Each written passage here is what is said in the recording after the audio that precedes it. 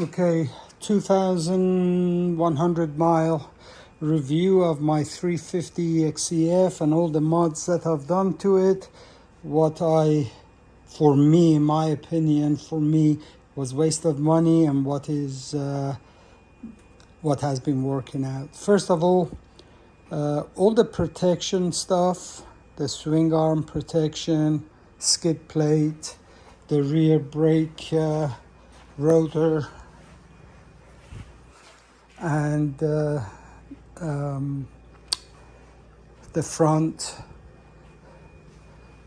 the dingo fork guards, the Cerbis fork protectors. In my opinion, they're all great and one should have them. I have no problem there. Even the P3 exhaust, that's fine. It's more cosmetic, to be honest, than anything else. I really got it so I wouldn't keep burning my pants when I'm hugging the bike, but it just runs too short. And if I move it this way, then it will kind of be out of shape. But it's okay. I wrapped some heat protection there and it's okay.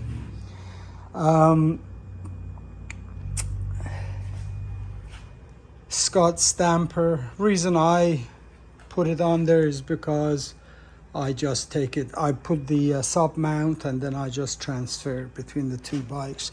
If I didn't have it, I would just do the poor man's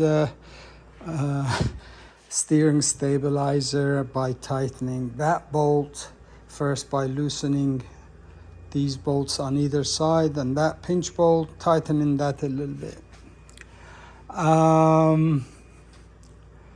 The bar ends, so I don't keep having to replace my grips. Tried bark busters, the Circa or Cicra or whatever, however you pronounce it, the wraparounds. Didn't like them. There's not much real estate here. It gets in the way of moving my brake and clutch and all the lights and stuff. It just gets in the way, and in my opinion, just waste of time. My levers are way in, so when I drop the bike, they don't break. I like these flags.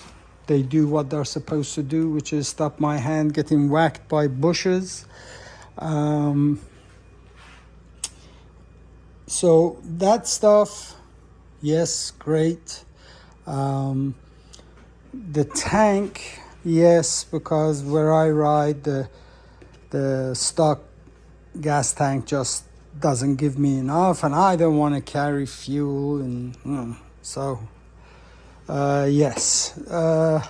Am I satisfied with it? No, because I think the whole system is retarded. Basically,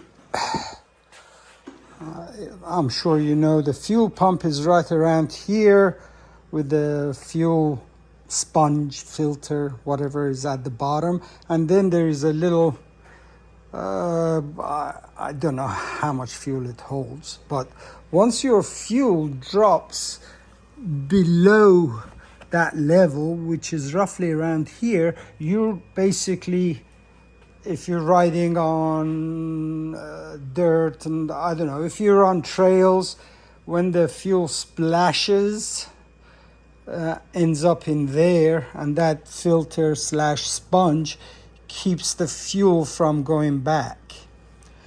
But you lose basically that, and I'm thinking that's about, I think you lose about a gallon. I'm not sure, I haven't really worked it out, but it's just retarded. I don't know why they didn't redesign it, so maybe there would be two hoses going either side and sucking fuel from each side. I don't know. Moto is coming up with one. They have been coming up with one, but they're running across some issues. But you know, Worst case scenario, I suppose I lift the bike and dump the fuel over there. It's just retarded. But yes, you know, would I buy it again? Yes. The service or the IMS, yeah. These mirrors, everybody, you know, swears by them. I had them on my 890, that's why I transferred them. Yeah, they still vibrate, they still become loose, so but I suppose they're better than the stock ones because, you know, you can easily readjust them. I put the moto-minded dash only so that I could have voltmeter here and also USB ports. My GPS is going direct to the battery with a 3 amp fuse, and I use that for my phone. So that stuff, great. Yes, I would do it again. Now, Vortex ECU, end cap,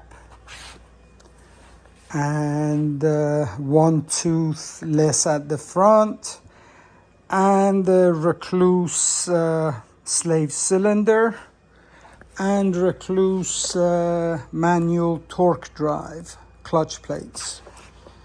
Yes, definitely to the one tooth less at the front sprocket. I can lug this bike in 4th gear on, you know, steep stuff. There's zero problem. So yes, I would definitely do the sprocket again. I did it on the 890. I don't care about dropping top speed. I can still put this at 80 miles an hour, you know, on blacktop, on trails. I'm never going to go 80. I'm never going to go 60. I'll be lucky if I go 50. So the front sprocket, great.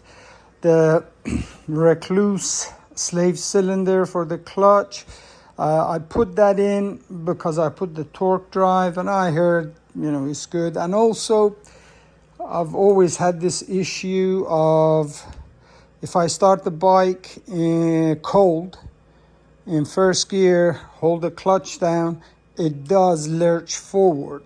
Yes, I know that you can have, because it is a wet clutch and the oil that causes friction between the plates. So yes, I understand that, but this was more than that. With the lever pulled in all the way, not only it would lurch forward, but it just kept creeping forward. Even after it would warm up, still the same. So I did bleed the line several times, and it kept doing it. I took off the master cylinder, the OEM, turned it up and down and left and right, trying to get rid of if there was any air bubble in there. I even bled the slave cylinder, still the same. So in the end, I decided to put the Recluse slave cylinder in, rebled the line, and it is doing good now. If I didn't have that issue, no, I wouldn't have replaced it. I would wait until it's time to change it or rebuild it. Then at that time, maybe I would have done that. The Recluse torque manual clutch plates, yes, I like them. I just feel the difference and the power, definitely friction zone. Would I replace them? Probably not. I would wait until the stock clutch plates needed replacing, then I would go with that. Vortex ECU and taking off the O2 sensor and doing the desmog. Yes, I would do the desmog. It doesn't do anything for power or anything. It's just a pain in the butt and hoses going every which way, and there could be some issues. I mean, you can research that, but yes, I would desmog it. Would I replace the stock ECU with Vortex and the end cap? To be quite honest, no, I wouldn't. For many reasons. The bike OEM has plenty of power. The main reason was for me to for the throttle control, so it wouldn't be as jerky. But if I had given myself enough time on the bike, I would have got used to the characteristics of it. And the reason for the Vortex, I suppose a lot of people do that, is for the bike to run cooler and not so lean, and more power, horsepower. I don't think it the price tag, I don't think it's worth the horsepower, that extra horsepower that you get. As far as throttle not being as jerky, sure, but you know, patience or spending $800. I think with patience, I would have got used to it. And you can play around with the throttle cable here. You could give yourself more slack, so you know, chances of whiskey throttling it would be a bit less. To be honest, no. If I was to buy a 350 today, no, I wouldn't do the Vortex. I would ride the sumbitch stock, just all the protection stuff, yes, straight away I would put those on. By the way, before you put your swing arm protection, I've put duct tape on the actual swing arm, so when the shit gets behind the protector, it doesn't scuff up your swing arm. I mean, I couldn't care less really, but if I do go to resell the bike, you know, and because you know, nobody wants to pay for the extra stuff. They say, well, that was your choice and blah, blah, blah. And as soon as they buy a bike, they fucking go and put the same shit on again. So they just don't want to pay for it. So, you know, if I do sell it and they don't want to pay for it, I just take it off. And then if you haven't protected the swing arm with duct tape, you know, they bitch about the scuff mark. You know, I mean, some people. Real riders understand, and they couldn't care less about cosmetics. So no, I wouldn't put the Vortex. I would just put all my protection and ride it the way it is. I would desmog it, but I would leave the O2 sensor and the Vortex, the stock ECU in. Now, another reason, I did my compression test and leak down test. Everything was great. Compression with the auto decompressor is kind of difficult to say, but with that I had 160 psi, so that is, I'm thinking, good. But when I took the plug out, the spark plug, it was black. I'll put a picture of it, and that is because of running lean. If you get the Vortex, the fuel trimmers come standard 555, low, mid, and high. They're all set to 5. I didn't change my baffle, I just changed the end cap. So it tells me at 555 is still too lean. That's why, I beg your pardon, not lean, rich. It is running rich at 555. That's why the spark plug is black on top. I'll put a picture of it.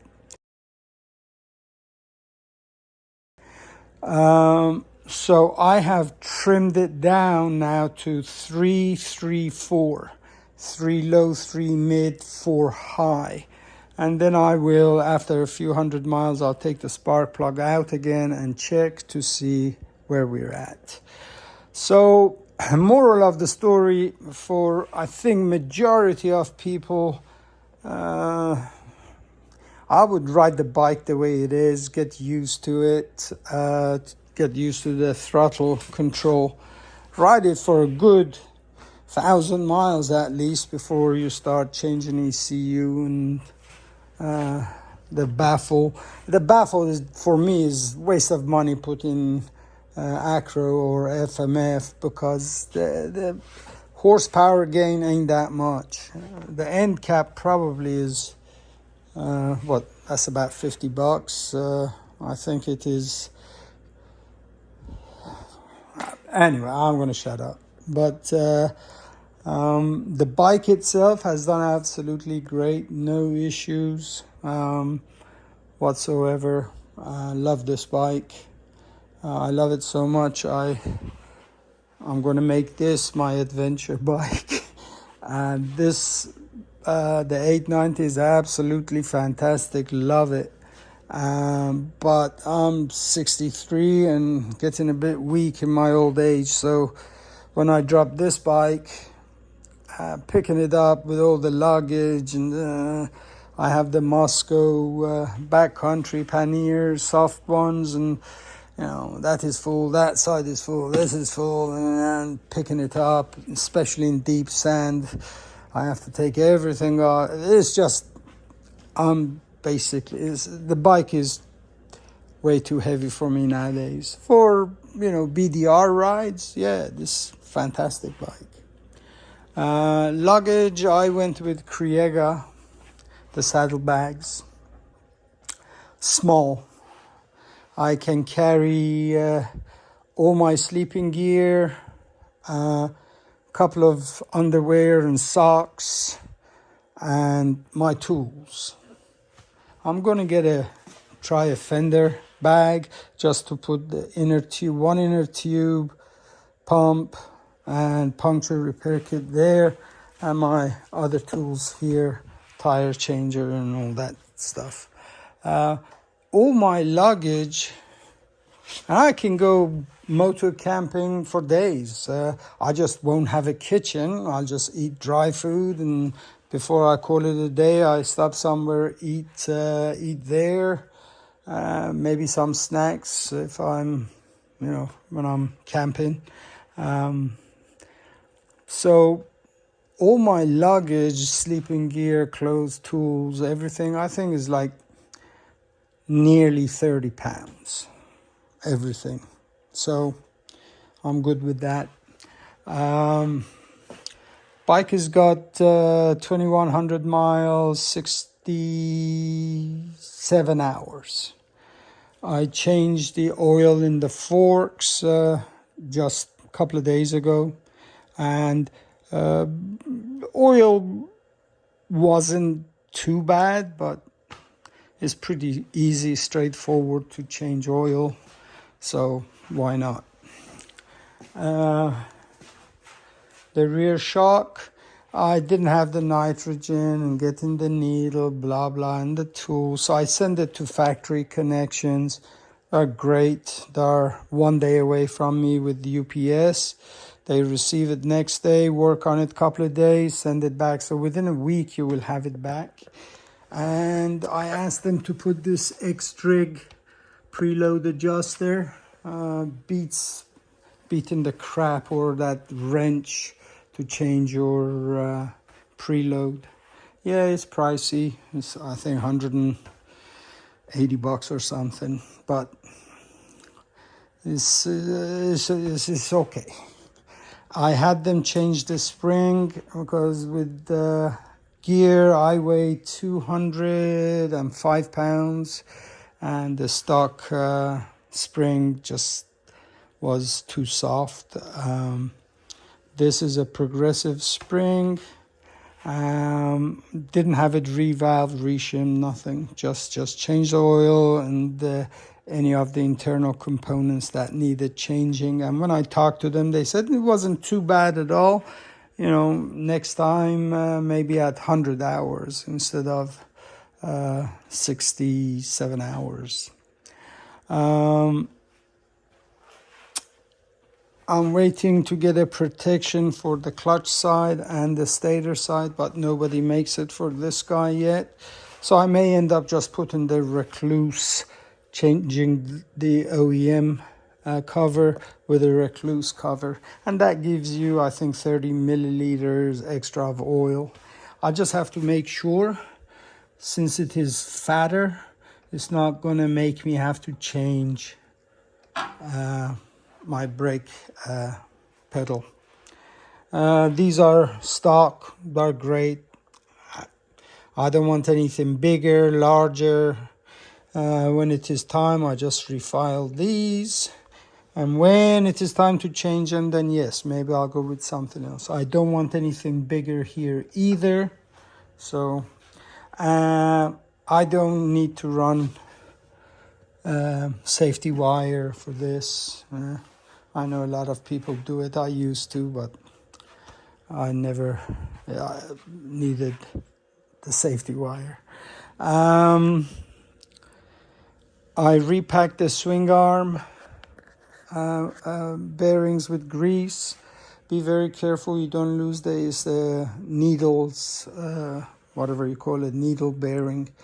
When you're repacking it with grease, be careful you don't lose those needles. On mine, 3 had dropped out and I hadn't noticed, even though I was extremely careful, but I made a mistake. I used a brush, and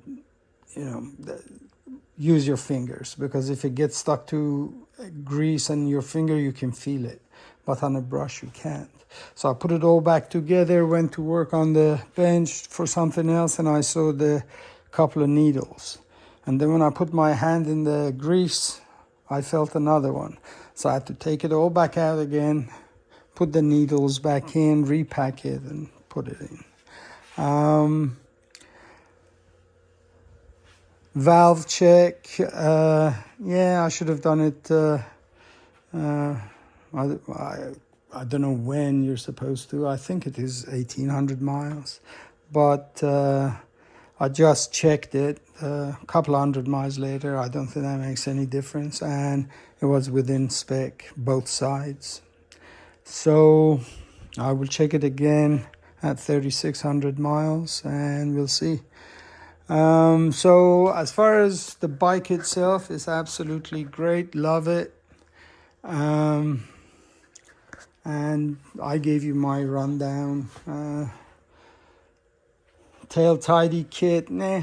When it breaks, then I'll change it. I just don't want to spend stupid money. I rather save those, and when it is time to redo engine, top end, or whatever, then spend the money there. That's working just fine, and I've dropped this bike plenty of times. So they're still holding up. When it does break, yes, I will change them. Same for these guys. Oh, bleeder valves for the suspension. I highly recommend, instead of the Torx that is OEM, because then you need to get your tool out. This is just easy. Press it as many times as you're riding. Whenever you decide, just press it, get rid of the air in there. Make sure you get brand name. Don't go with cheap Chinese ones. Well, I shouldn't say Chinese, because it's really not Chinese.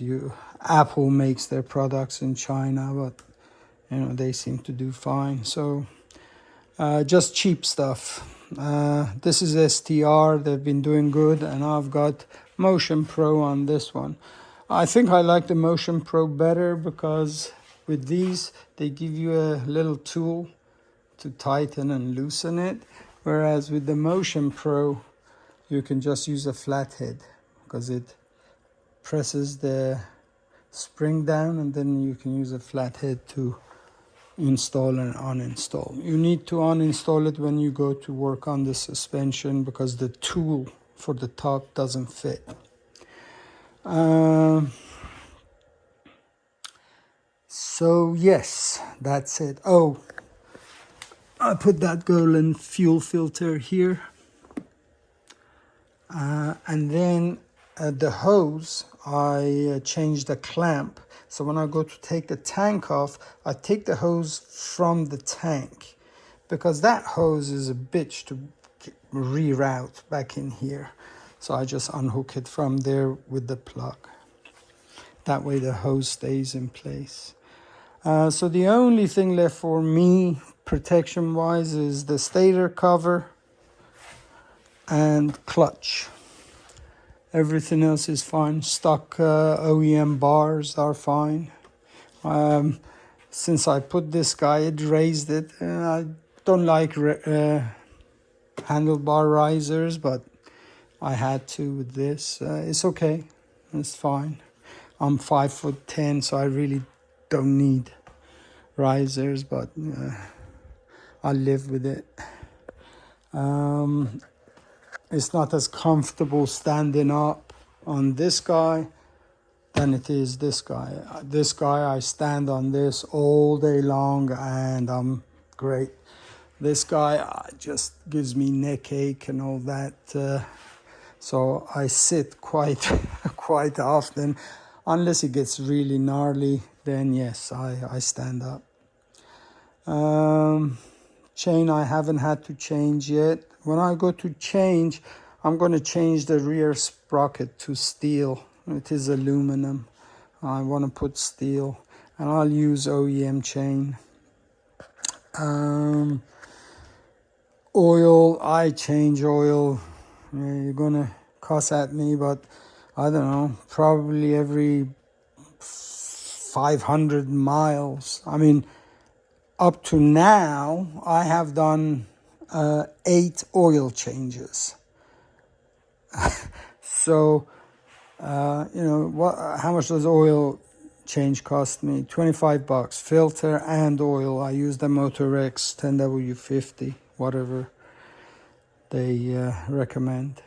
So $25 and half hour, why not? The first one I changed was whatever the book said, I think 47 miles. Then after that, depending how I'm riding, where I'm riding, if it is just a pleasure ride and easy ride, then yeah, I don't change it. But if I've been giving it some, then yeah, I come back and I change it. I wash the bike so I can see where things are going awry or breaking or coming loose. All the marks that you see I put on things is so at a glance I can see if the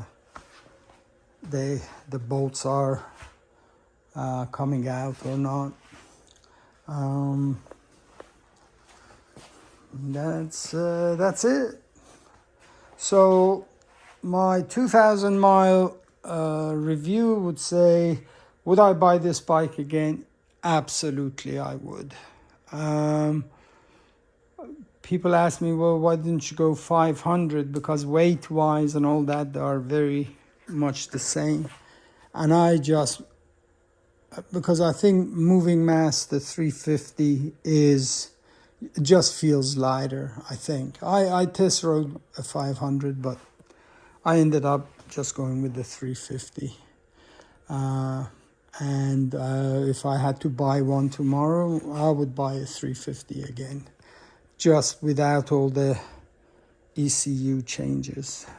I think it is just time on the seat and money spent in gas makes you a much better rider than messing around with the ECU and the baffle and to get yourself. I think it is just to make us feel we are better riders.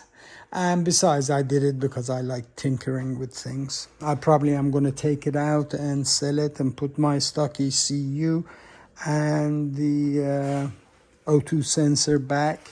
The only thing I got to figure out is if I leave the end cap, is that going to make a difference? Because anytime you change anything as far as intake and out, but I'm pretty sure that ECU can handle certain small changes, nothing drastic. Oh, the reed, the airbox reed, I took it out, but I found out for technical riding, it is better to leave the reed in, for me anyway. So I put the reed back in. And that's it. Hope I may have answered some questions. I may have not. I may have just wasted my time instead of yours. So, any questions, drop me a note. Tally ho, bye-bye.